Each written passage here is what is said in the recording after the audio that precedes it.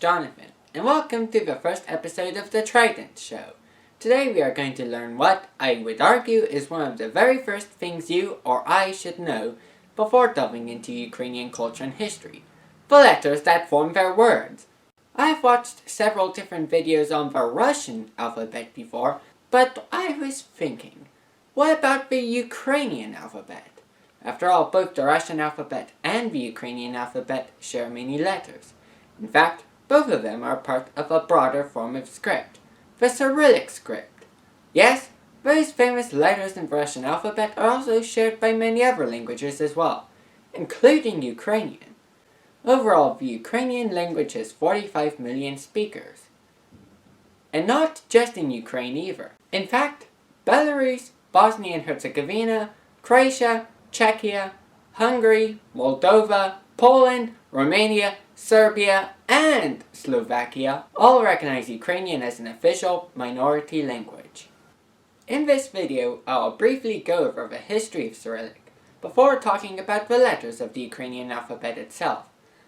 The latter section will be divided into 4 parts for the purpose of this video. The first will be letters that are identical to their Latin counterparts. The second will be letters that look similar to Latin letters, but sound differently. The third would be characters with a distinctively Cyrillic appearance, and the fourth and final section will be a surprise category. Timestamps for this video are on screen and down in the description. Now, let's begin with this video. A brief history of Cyrillic. As mentioned before, the Cyrillic script is used by both Ukrainian and Russian.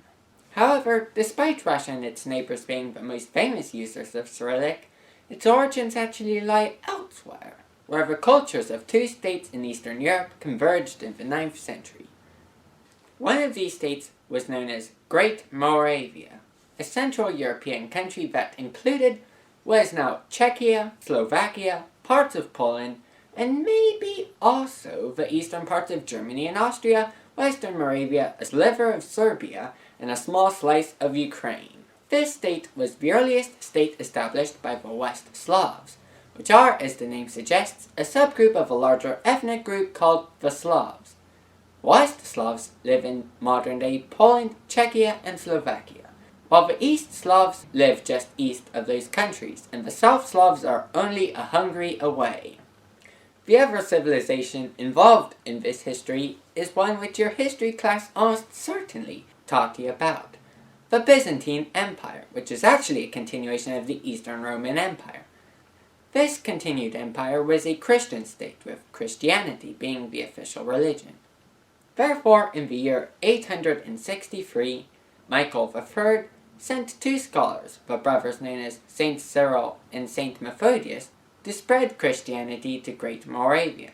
During their evangelizing work, they created an alphabet for translating religious texts into the language of the Slavs, which is now called Old Church Slavonic. This alphabet became known as the Glagolitic script, and it was, in essence, a derivative of the Greek alphabet adapted for use in writing Old Church Slavonic. As a result of their work, Great Moravia successfully embraced Christianity, and to this day, Cyril and Methodius are considered the apostles to the Slavs. Despite this success in spreading Christianity, the Glagolitic script did not last long in Great Moravia. In the year 885, just after Methodius' death, Old Church Slavonic was banned from usage in religious texts, due to standard religious texts using Latin. However, some of Cyril's old students moved from Great Moravia to Bulgaria in 886, and by the 890s, some of them had adapted Glagolitic into a new script, which they named Cyrillic, in honor of Cyril. Eventually, this alphabet would spread throughout the South and East Slavs, and as the languages evolved to become separate from one another, the alphabets were changed to match. As a result, certain letters that occur in some Cyrillic alphabets do not occur in others. Currently, 8 Slavic languages use Cyrillic, including Belarusian, Bulgarian, Macedonian, Russian, Ruthene, Serbian, Montenegrin, and Ukrainian. In addition, the usage of Cyrillic by the Russian language would cause the script to spread even further. As Russia expanded its borders towards the east, it introduced Cyrillic to the languages of the people that had come under Russian rule. As a result, the alphabet made to write a Slavic language became the standard script for non-Slavic languages of many linguistic families, including Caucasian, Iranian, Mongolic, Turkic, Uralic, and even a small amount of Eskimo Aleut languages in the Far East and among the indigenous peoples of Alaska. Just to give an idea of Cyrillic's usage, here's Wikipedia's map of Cyrillic using countries. In total, 250 million people use this alphabet. Unsurprising given the area covered. That is the history of Cyrillic alphabets. Now, let's begin learning one specific one. Latin-like letters. You may remember how I mentioned that Cyrillic is a descendant of the Greek alphabet. Well, since Latin also came from Greek, it is unsurprising that some Cyrillic letters look and sound like their Latin and Greek counterparts, making them easier to explain. The first one is A, which is simply an A. The next letter is the letter B, which looks and sounds very similar to the Latin B, of course. This B is even the second letter of the Ukrainian alphabet. Then there is the letter E, which is pronounced like the E in Met. Just after that is another E, the letter Y, which is so distinctly Ukrainian that it is called the Ukrainian Y. This letter is transcribed as YE when at the beginning of words, but IE in other contexts. Most Slavic languages use the other E as their Y, but Ukrainian instead uses its own letter. There are also two different forms of I in Ukrainian.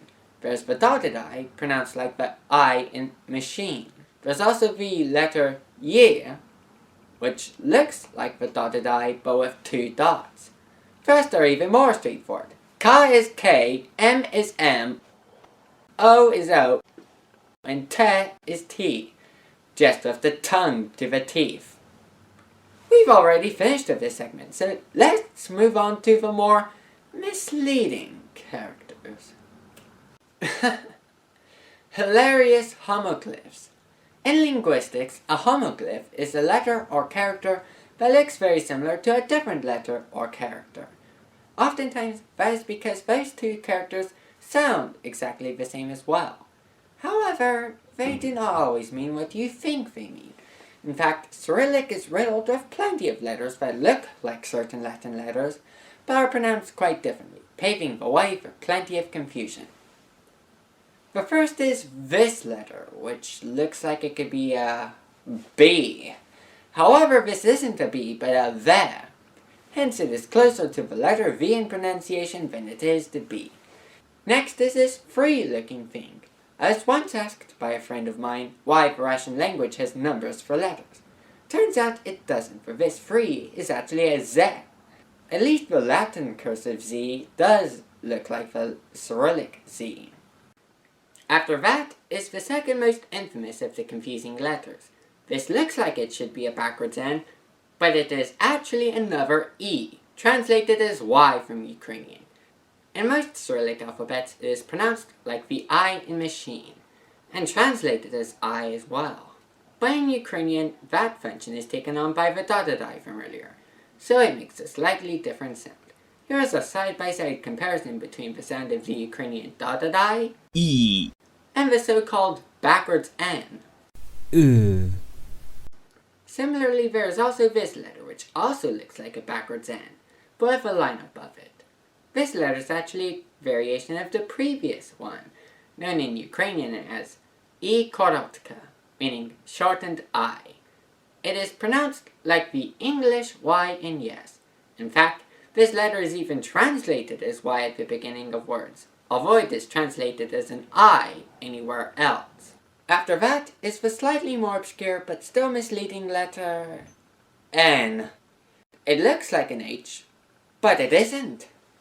After that is this P-looking letter, which is actually an R. This R is usually a rolled R, which sounds like this. This is also why the Russian ruble sign looks like this. Right after the R is this letter. It looks like a C, but it is actually an S. At least the Latin C can be pronounced like an S, but this letter is always an S, and never anything else. 2 letters later is this Y-looking letter that is actually the letter U, pronounced like the O's in boot. After that is what looks like an X, but is actually a sound that doesn't occur very much in English. Ha! If you ever wonder why people who speak Russian or Ukrainian laugh with what looks like ksa ksa ksa ksa, here's your answer.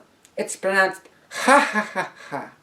Also, as a side note, the pronunciation of this letter also means that the Soviet leader and former Ukrainian leader who once threatened to bury the capitalist states is not Nikita Khrushchev, as is often said in the West, but Nikita Khrushchev. He did not kick food aboard the boat, you know. Anyway, next is this 4-looking letter, which is called chair. It is usually translated as a CH, although you may sometimes see this Cyrillic letter be translated as this C variation. That line above the C is called a karan, or a ha-check, a Czech word that in fact uses one. Last, but most certainly not least, would be the final letter in many Cyrillic alphabets, including Russian and Ukrainian. In the West, it is widely known as the backwards R, and is often used to replace an R to give an English text a Russian or Soviet vibe. It can often be seen in Hollywood movies, in video games, in political messaging on the left and the right, and even in various internet memes. And yet all of them are wrong to do so, because that backwards R is neither backwards nor an R. It's actually the letter Ya, sometimes translated as J-A, or in the middle of Ukrainian words, I-A. Fun fact, the letter Ya is also Russian and Ukrainian for I, in the sense of the first person pronoun. Those are the misleadingly similar letters of the Ukrainian alphabet. Now, let's move on to the more distinctive letters. Specifically Cyrillic letters. If the last 2 categories look something like Latin letters, then these next few letters will look far more distinct. They may still look somewhat like Latin, but at least they aren't exact homoglyphs like in the previous 2 chapters.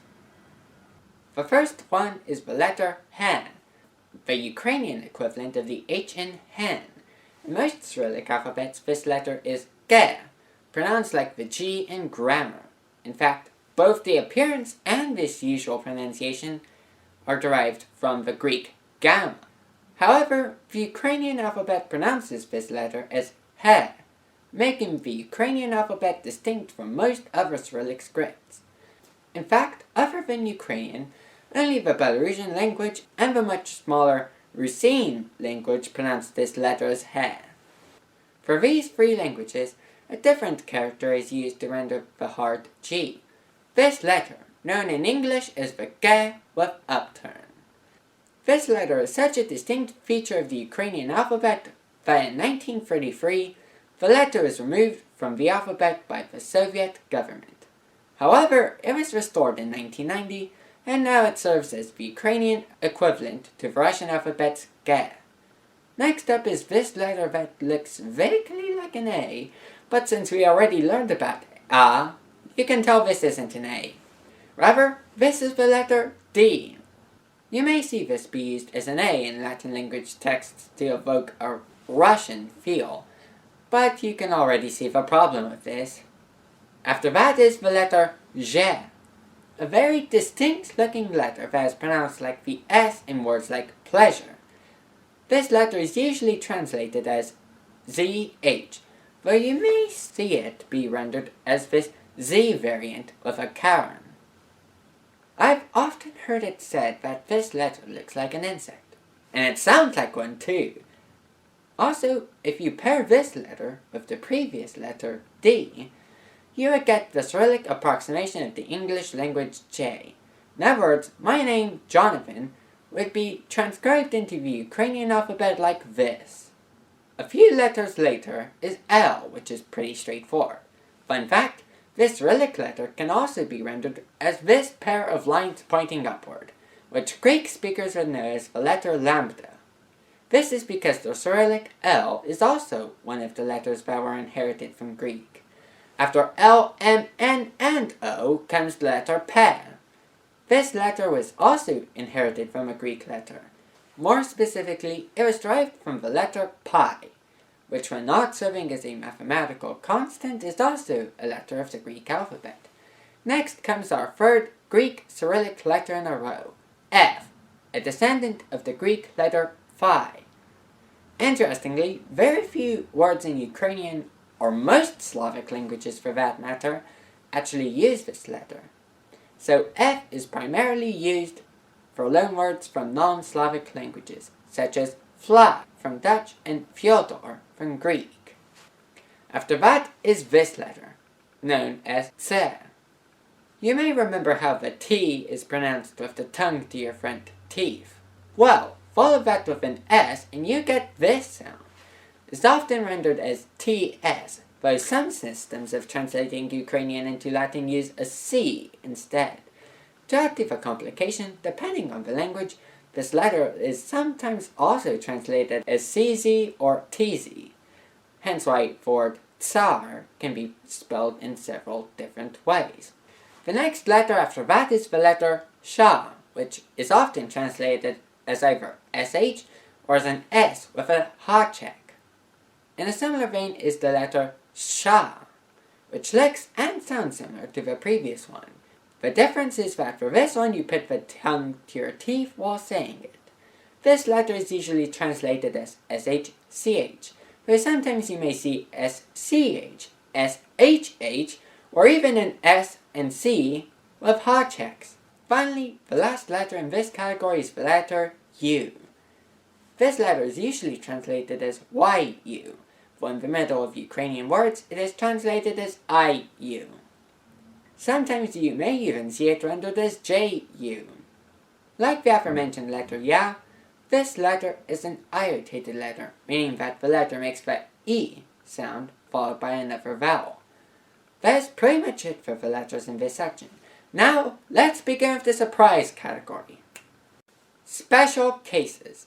In the last 3 sections, we went over 31 of the 33 letters in the Ukrainian alphabet. All of those letters function pretty much like normal letters, even if they appear foreign to, say, a native English speaker. However, there are also 2 other letters that appear in the Ukrainian alphabet but function very differently from what users of the Latin alphabet would think of as letters. The first one is this letter, which looks like a lowercase b. However, it is not a b, but instead sounds like nothing by itself. Yep, Cyrillic alphabets have letters that don't make sounds by themselves, but serve as pronunciation guides.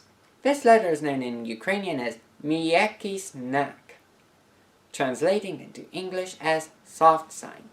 This letter indicates a palatalization, or softening, of the consonant that comes before it.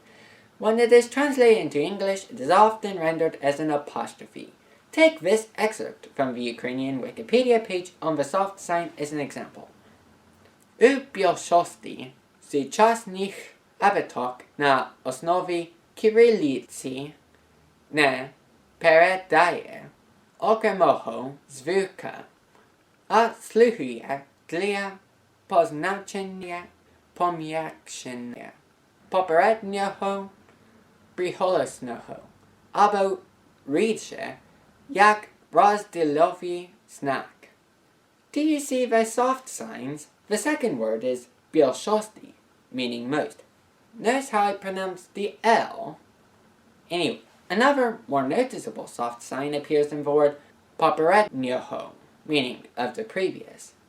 The soft sign here indicates that the word is pronounced попереднього and not попереднього. In other words, the N is pronounced ni and not simply N. Think of that N soft sign combination as similar in pronunciation to, say, the Spanish ñ. The other unusual letter is the opposite of a soft sign, apostrophe, meaning apostrophe. This letter is often not translated into Latin at all, but when it is usually rendered like this. The apostroph's usage is equivalent to that of the hard sign in Russian, as a means of indicating that the previous consonant isn't palatalized. You have already seen apostrophe be used in a word in this video, and ironically, it is in the segment on soft signs. The very word for soft is mieki. It is not pronounced miaki, but miyeki. See the difference? This is a summary of the usage of the soft sign and apostrophe in Ukrainian. For more information, you can check out the YouTuber Speak Ukrainian, who made a video on the soft sign, which will be linked down in the description. For now, on to the outro. And now you know about the 33 letters of the Ukrainian alphabet. In this video I summarized what these letters are and what they mean in Latin. I learned a lot when making this video, and I think you have too. On the screen you can see the 33 letters in alphabetical order, from A to Ya. Additionally, because many of these letters are shared by other Cyrillic alphabets, you can now have a somewhat easier idea of how to read words from dozens of other languages. In other words, despite the video being about Ukrainian, you can now read many phrases in many languages, from Russian to Tajik. You can even join in on the Cyrillic users' laughter when some Westerners try to replicate Cyrillic in Latin. What are yousy eyes? Someday I'm probably going to have to make a video about this. Until then, what you have learned in this video will be useful for the rest of the Trident show. I'm Jonathan Lombardi, and this has been Trident.